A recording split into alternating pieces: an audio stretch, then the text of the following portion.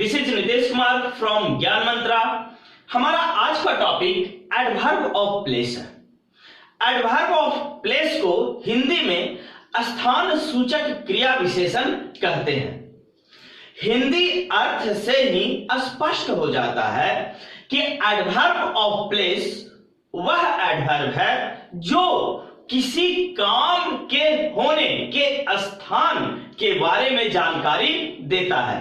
That means कोई काम किस स्थान पर हुआ, जो यह जानकारी दे वह एडवर्ब ऑफ प्लेस कहलाता है। चलिए एडवर्ब ऑफ प्लेस को डेफिनेशन की सहायता से समझते हैं।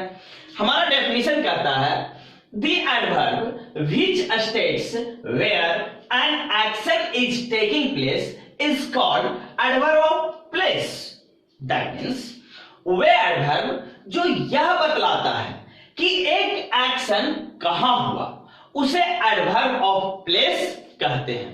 That means वैसा adverb जो यह बतलाता है कि कोई काम किस स्थान पर हुआ, वह एडवर्ब जो किसी काम के होने के स्थान के बारे में जानकारी दे वह एडवर्ब ऑफ प्लेस कहलाता है।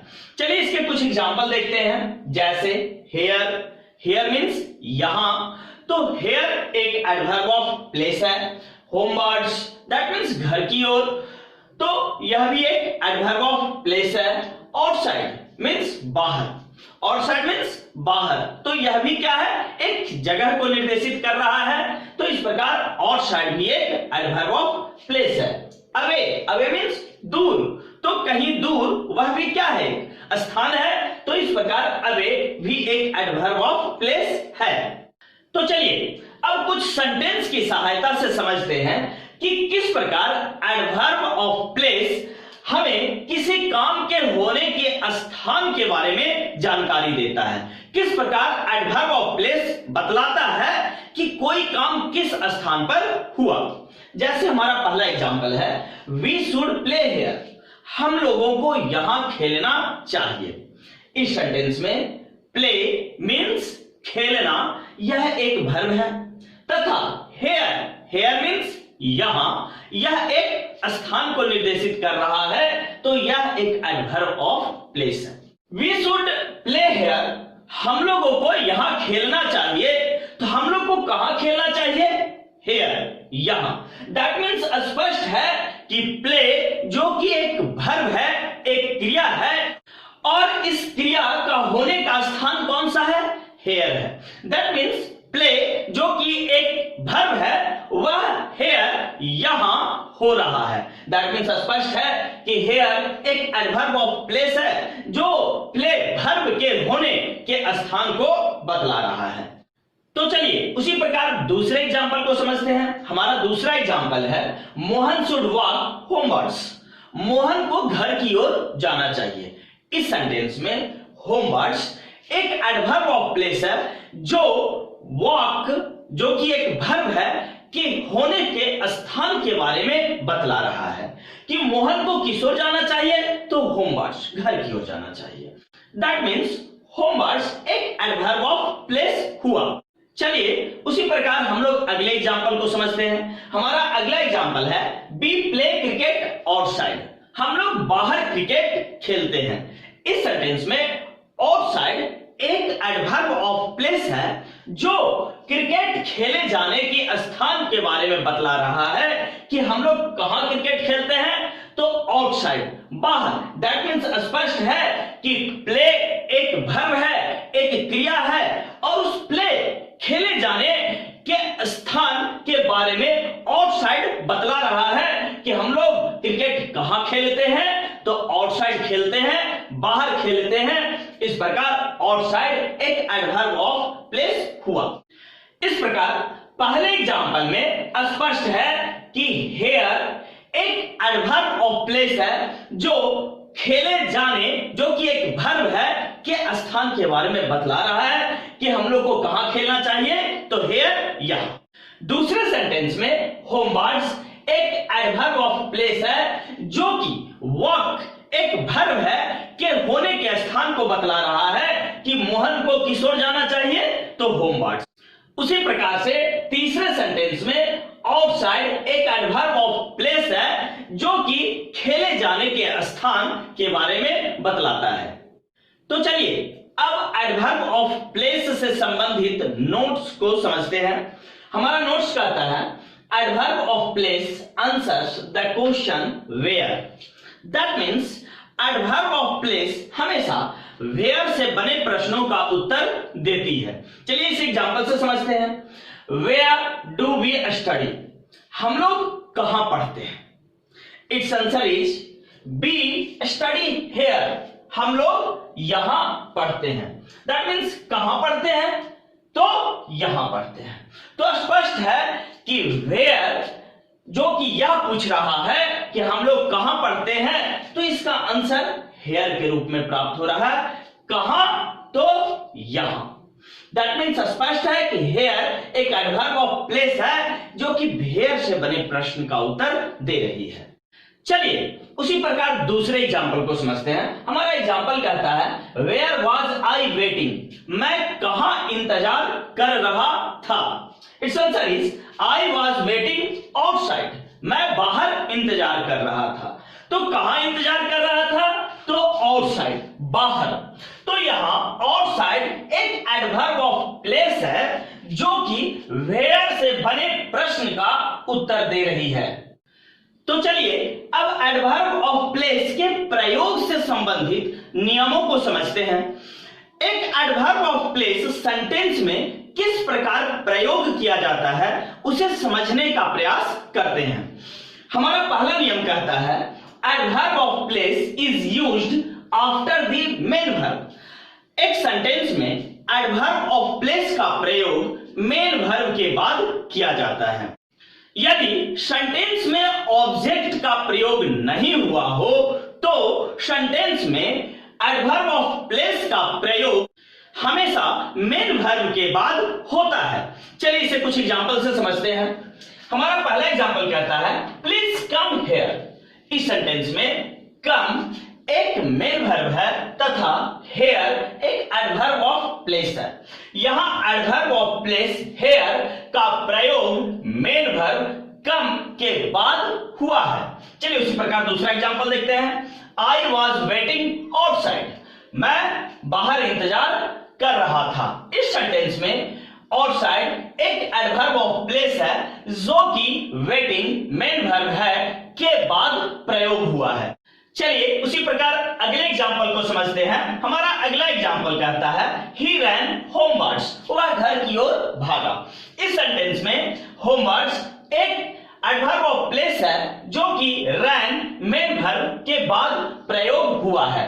इस प्रकार हम पाते हैं कि जब एक सेंटेंस में ऑब्जेक्ट का प्रयोग नहीं हुआ हो तो एडवर्ब ऑफ प्लेस हमेशा मेन वर्ब के बाद प्रयोग किया जाता है। चलिए अब दूसरे नियम को समझते हैं। हमारा दूसरा नियम कहता है adverb of place is used after object. Adverb of place का प्रयोग ऑब्जेक्ट के बाद किया जाता है। यदि सेंटेंस में ऑब्जेक्ट का प्रयोग हुआ हो तो हम हमेशा यह ध्यान रखेंगे कि एडवर्ब ऑफ प्लेस का प्रयोग हमेशा ऑब्जेक्ट के बाद होगा। चलिए इसे एग्जांपल से समझते हैं। जैसे we should play football outside. इस सेंटेंस में प्ले एक वर्ब है तथा फुटबॉल एक ऑब्जेक्ट है। चूंकि इस सेंटेंस में ऑब्जेक्ट का प्रयोग हुआ है तो हम एडवर्ब ऑफ प्लेस का प्रयोग ऑब्जेक्ट के बाद करेंगे। चलिए उसी प्रकार दूसरे एग्जांपल को समझते हैं। हमारा दूसरा एग्जांपल है the wind is pushing us sideways. इस सेंटेंस में पुशिंग एक मेन वर्ब है, अस ऑब्जेक्ट है तथा साइडवेज एक एडवर्ब ऑफ प्लेस है। चूंकि इस सेंटेंस में ऑब्जेक्ट का प्रयोग हुआ है तो हम एडवर्ब ऑफ प्लेस का प्रयोग हमेशा ऑब्जेक्ट के बाद करेंगे। इसलिए इस सेंटेंस में साइडवेज जो कि एडवर्ब ऑफ प्लेस है का प्रयोग ऑब्जेक्ट अस के बाद किया गया है। तो चलिए अब एडवर्ब ऑफ प्लेस के प्रयोग से संबंधित तीसरे नियम को समझते हैं। हमारा तीसरा नियम कहता है adverb of place is not used before the main verb. That means adverb of place का प्रयोग कभी भी मेन वर्ब के पहले नहीं होता है। चलिए इसे एग्जांपल से समझते हैं। जैसे आई वाज आउटसाइड वेटिंग। इस सेंटेंस में आउटसाइड एक एडवर्ब ऑफ प्लेस है जो कि मेन वर्ब वेटिंग से पहले आया है। कभी भी adverb of place main verb के पहले नहीं होता है, इसलिए यह सेंटेंस रॉन्ग होगा, गलत होगा।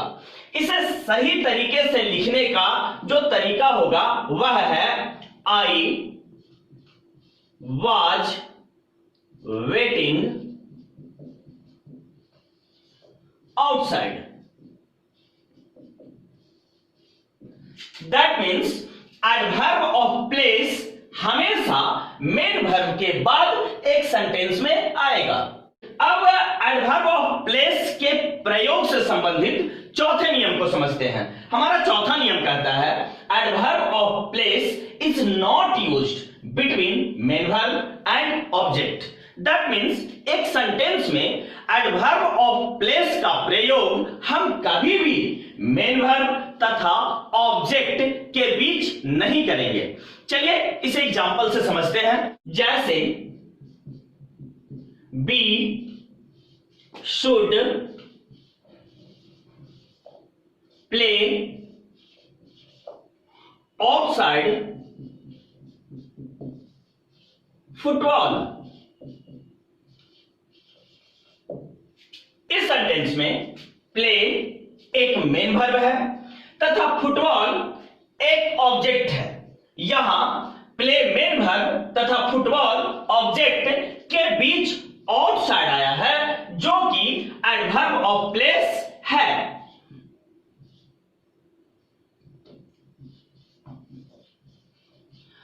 और हमारा नियम कहता है कि एडवर्ब ऑफ प्लेस कभी भी मेन वर्ब तथा ऑब्जेक्ट के बीच नहीं आएगा। दैट मीन्स यह एडवर्ब ऑफ प्लेस का प्रयोग इस सेंटेंस में गलत है। कभी भी एडवर्ब ऑफ प्लेस का प्रयोग हम मेन वर्ब तथा ऑब्जेक्ट के बीच नहीं करेंगे। इसे सही तरीके से लिखने का जो तरीका होगा वह है we should play football outside. तो यहां एडवर्ब ऑफ प्लेस का प्रयोग फुटबॉल जो कि ऑब्जेक्ट के बाद है किया गया है। दैट मीन्स हम एडवर्ब ऑफ प्लेस का प्रयोग एक सेंटेंस में ऑब्जेक्ट के बाद करते हैं। तो चलिए अब एडवर्ब ऑफ प्लेस के टाइप्स के बारे में जानते हैं। एडवर्ब ऑफ प्लेस कितने प्रकार के होते हैं?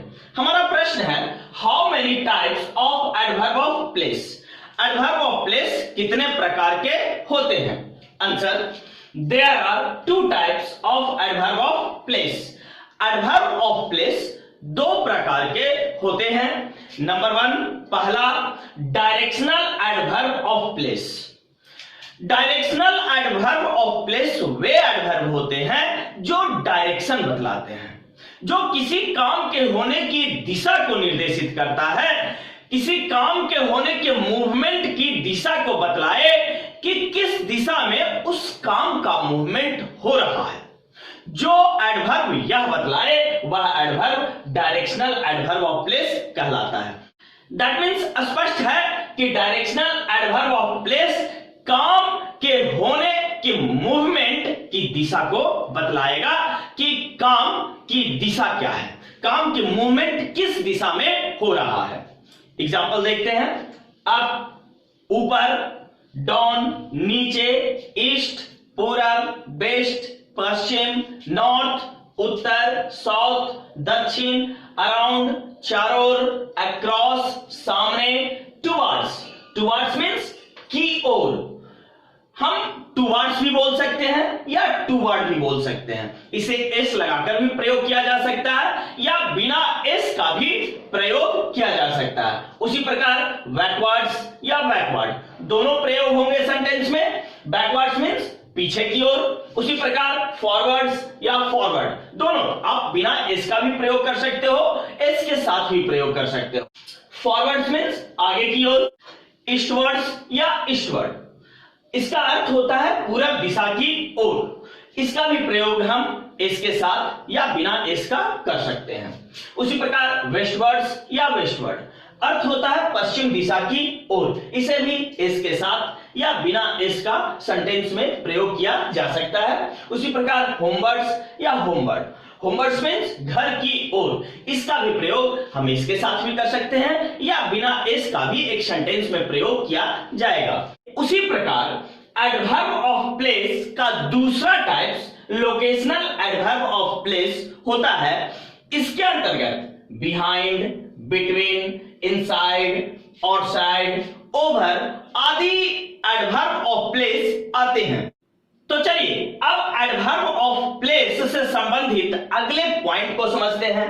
हमारा अगला पॉइंट कहता है some prepositions are used as adverb of place. That means कुछ वैसे प्रीपोजिशंस है जो एडवर्ब ऑफ प्लेस की तरह भी प्रयोग किए जाते हैं। दैट मींस कुछ वैसे शब्द हैं जो प्रीपोजिशन के स्थान पर भी आते हैं तथा एडवर्ब ऑफ प्लेस की तरह भी सेंटेंस में प्रयोग किए जाते हैं। These prepositions are used with noun और pronoun।